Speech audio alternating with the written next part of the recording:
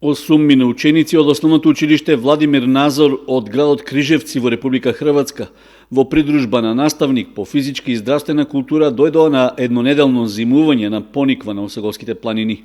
Гостите се сместени во хотелот Осоговски бисер, а трошокот за нивниот престој го покрива општина Кочани од сопствениот буџет.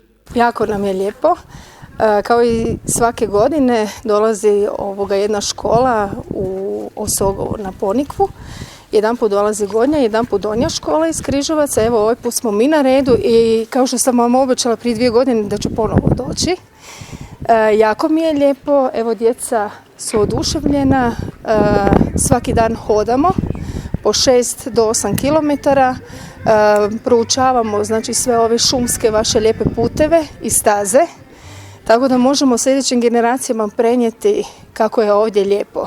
Хрватските гости истакнаа дека се задоволни од одличната храна и од љубезноста на домакините, како и од снежната покривка што ја има на Пониква, па можат да скијаат и санкаат.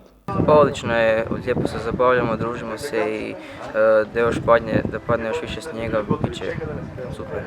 Jako je lijepo, ljudi su jako ljubazni,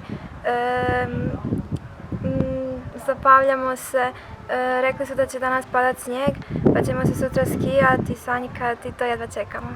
Учениците ги посети градоначалникот на Кочани Николчо Илиев, на кого тие му ги пренесоа впечатоците од престојот и се заблагодарија за можноста дел од својот зимски распуст да го поминат на Пониква.